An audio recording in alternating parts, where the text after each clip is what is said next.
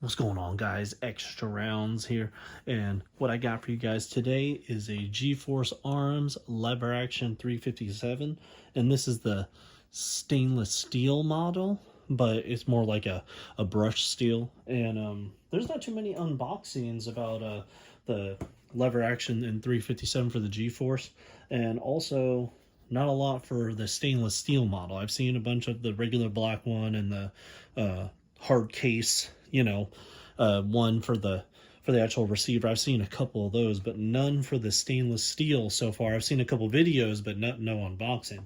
So I just got back from the gun shop, and I'm going to go ahead and just do a little quick unboxing, maybe tell you a couple things about it, and there you go. So G-Force Arms lever action 357 comes in a cardboard box. On this side there's all your information, your model number, serial number, and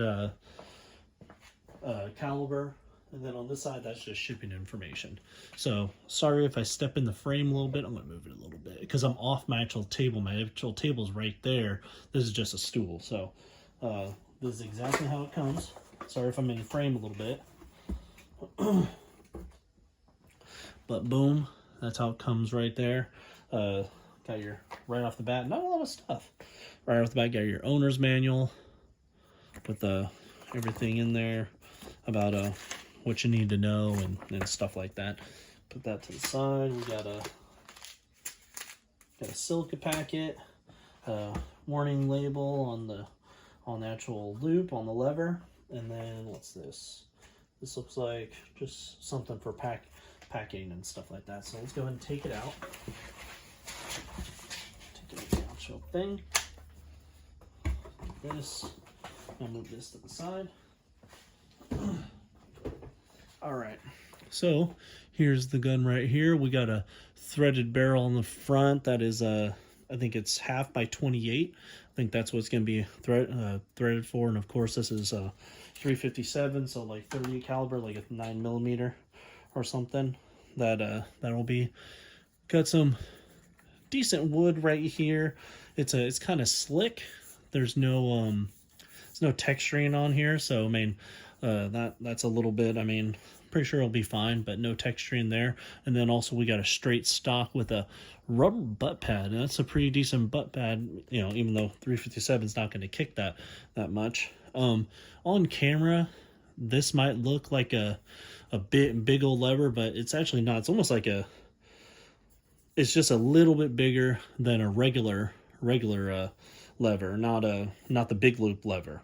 But we got the buckhorn sights on there, a little bit of fiber optic on the front. I kind of like the fiber optic on the front. When you aim down the sight, it really sticks out. It's better than just a black front sight. So I like that a lot.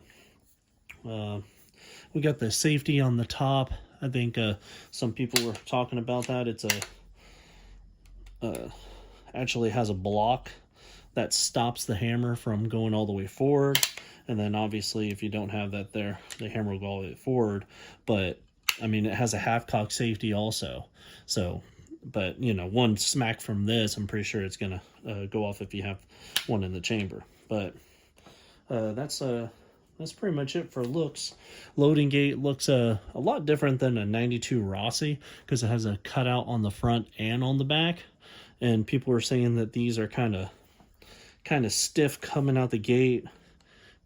Feeling that it does feel kind of stiff, but I won't know until I actually put some rounds in there. I did get the Rossi spring kit, the Rossi 92 spring kit, because it actually you could use it with this, but I'm going to shoot it without it first, and then see exactly what it entails, like how much it loosens it up. Because the Rossi spring kit, it's supposed to there's a hammer spring that goes back here.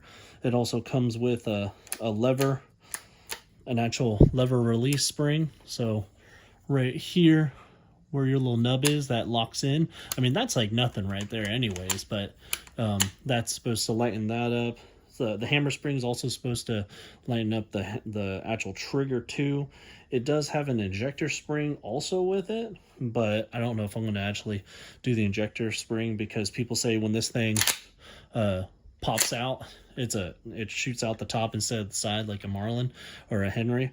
When it goes out the top, it flies out. So I kind of like that. I kind of like that it flies out the top instead of just kind of dips out the side. But also it comes with a trigger spring too. So it comes with a trigger spring, also comes with a hammer spring. So with both of those, I think it will lighten up the trigger quite a bit. I'm getting a little ahead of myself, but this is, it says only 357, but I've seen on YouTube and stuff, I've seen people actually shooting 38 special through it too. It's a 10+1, so 10 in the tube. Oh, whoops. Move it out a little bit. Move this a little bit so you can see it. Sorry about my messy garage. But 10 in the tube, 1 in the chamber, and that's a 357. Some people are trying to squeeze in 11 in the tube and 1 in the chamber for 38 special, but literally it has like that little bit of the case. It won't chamber 11 in the tube. So I mean, I'm good with 10+1, especially with a repeater. Besides all that, I mean, it looks pretty good. Like I said, this is more of a brush steel. This is not an absolute stainless steel like you would, originally see with other things. Like, let me grab these loops real quick. Like this hose clamp. This is like absolute like stainless steel. It's not mirror finish, but that's like stainless steel. So if you hold this up next to it, sorry, I'm working around the camera. See, so this is more like a brush steel. Honestly, the steel kind of looks almost like a burnt bronze, like an almond color, like just barely, but definitely not like a nickel plated type stainless steel. But besides that, I mean, just as is, sorry, bump the camera, as is, that feels pretty good. There's really no grit to it. Like I said, we're clear. We have nothing in the gun, no ammo anywhere. So I'm just checking out the action, but yeah, the release is good, and the actual pushback is fine. It's not too like gritty like the Marlins that were made by Remington. Those ones were kind of all gritty and stuff. This one feels good. Got the buckhorn sights, so it has a ladder for your elevation, and then obviously your windage is going to be, probably have to loosen that screw and hit it over left to right. They do have a dovetail Picatinny that you could put up here if you wanted to put a red dot or like a, I mean, this is really light if you wanted to put a short scope on there, but then this is gonna make it all heavier and stuff. I would just kind of either keep it how it is or put a lightweight red dot on it. I wouldn't mess with it too much. But all in all, I'm gonna try to get some shooting with this along with the Rock Island Armory M206, because I'll be going shooting in a couple days.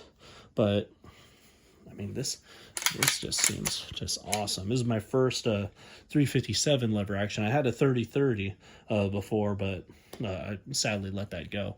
But like I said, that butt pad, that's more of like a regular rifle butt pad. It's not like the older ones where it's like out here a little bit and then it's like concaved in supposed to fit your shoulder and has a deep cut right here. So on the shoulder, that feels really good. And it just feels just like a handy rifle, This one's the 20-inch model, so 20 inches from here to there. So I'm pretty sure I won't be doing any flip tricks or anything with this. It'll just be purely just a, nice shooting rifle. But one thing that I did see that some people with the 16-inch barrels that they're not realizing is that, well, either they didn't realize or didn't look it up, but they use the same magazine tube spring in the 20-inch models in the 16-inch models. So I've seen a lot of people, if they get the 16-inch model, they need to cut like 13 loops off of the tube spring and then reinsert it. That's what I've seen, or it's like super compressed, and I've seen either people having problems loading loading ammunition, or when they hit that lever and they hit it hard, and they hit that lever hard, not only does the spent shell come out, but also the next round that's supposed to be sitting right there, the next round comes out too. So I've seen that. I've tried to comment on some people's videos telling them, hey, you know, you might want to check out the spring because that might be what the problem is, but I haven't heard back from them. But all in all, it feels good. Like I said, it's relatively light. I think it's only like I think they said this is like a 7 pound. How it is 7 pounds or 6.5. A little bit of leather on the loop. People said that leather is actually worse on the loop than it is just like paracord or something. They said that that leather, it like rots, or the moisture in the leather will actually transfer to the loop itself and rust it out. I don't know if that's true or not, but you know, just something to think about. But yeah, another thing, I have seen people, you can remove the safety. I'm just going to leave it there because, I mean, you can't, unless you're like staring at it, you don't even know it's there when you're shooting, you know, you don't even know. But I have seen people take it out, but the problem with taking it out is because then you have a hole there. So I would just ignore it, you know, if it was me. Well, if it's going to be me, really. Otherwise, you know, the fit of the wood and everything, it seems okay. Like I said, just no real texturing on the straight stock or the forend. So I mean, that's kind of, you know, I wish there was like even a pressed, you know, texturing. That would have been good. I honestly would have been fine with just at least pressed texturing. But otherwise, as it goes for machine marks, I don't really see like any. This one don't count. That's like a, I don't know, line up with the barrel or something. But also, I mean, that could have been, see, it's just, there's a bunch of oil and crap on it. But it could have been hidden from the actual, like, whatever finish that they put on this. It could have been hidden by that.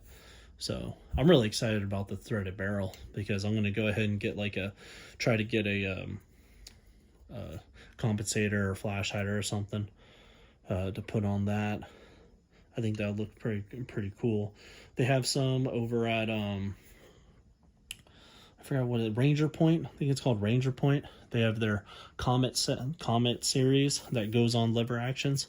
So I think I'll grab one of those. I know they're expensive, but still might grab it. Sorry, I'm rambling on now. But like I said, it looks like a good rifle. One more look on this side, and I'll try to do a video just with shooting this rifle and to see how it is and stuff before I put the Rossi 92 springs in there. If you're thinking about getting some for this rifle or your Rossi 92, they are at Lee's. It's called Lee's Gunsmithing, and I think they're in Texas or something. I don't know. I bought it from them. It's $35 plus shipping, so it might be more like $42 or something. And that's going to give you all of what you need for all the springs and stuff. Here, I'll go and put this down because I'm just trying to show off the rifle. There was one more thing that I was thinking about this rifle. Oh, the cost. So I got kind of beat up on this on the Rock Island Armory M206 video. A lot of people were putting in the comments like what they paid for it, and I kept asking, okay, but what is that? You know, is that just the list price, or is that like after tax and after shipping and all that stuff? So real quick on a side note, the Rock Island Armory, the M206, the one that I bought, on Firearms Depot, it's $240. As when I bought it, it was $246.99. So after tax and all that stuff, then it came out to $307 to ship it to me up in Washington State, and then the gun shop, their fee for the FFL, plus Washington has a stupid $18 flat fee for any firearm. So it's well, we don't get semi-automatic rifles now unless it's 22, but any firearm, any pistol, any lever action, any shotgun, $18 flat, boom, right away, plus the gun shop's fee. So that's what I was trying to tell people. And then I'm getting people saying, oh, I bought it for $199. Oh, I bought it for this. Oh, I bought it for that. That's great, you know, but I'm all like, was that $199 out the door, or was that $199 and then like another $20, $30 or $40 or then shipping? You know, what is all that? Nobody says anything back. Or some guy said his was $225 in Arizona. Okay, was that in a gun shop and you know, flat, or what is that? I don't even know what to do with that. So anyways, sorry, I'm rambling again. This gun, after just getting it from Firearms Depot, because that's where I bought it from. Shout out Firearms Depot. Buy a bunch of my guns from there. It was $658, I think. I'm pretty sure it was $658 after tax and all that stuff. And then shipped it to my gun shop, and of course it's $50 for the gun shop fee, and then $18 for the Washington State fee. So this gun was just over $700 for me. Okay, like I said, you might find it somewhere else that's cheaper. You might actually find this gun in store that's cheaper. But for the stainless steel model, that's how much it cost me to buy it from Firearms Depot and send it up here to Washington State. It was just over $700. So, and that was about a month ago. Today it's August 29th, 2024. So about a month ago, when I bought it and it got to me, and then I had to wait the 10-day waiting period, that's how much it was. It might be different now, I don't know. So that's all I got for you guys today. I'm going to try to do one video on this, just to be shooting and running through all the paces, trying to see how it is. I'll probably run some 38 special and some 357 through this and see how both of them are. And then also I'll do a video just for the Rock Island Armory M206. All right. So that's all I got for you guys today, and I'll see you later.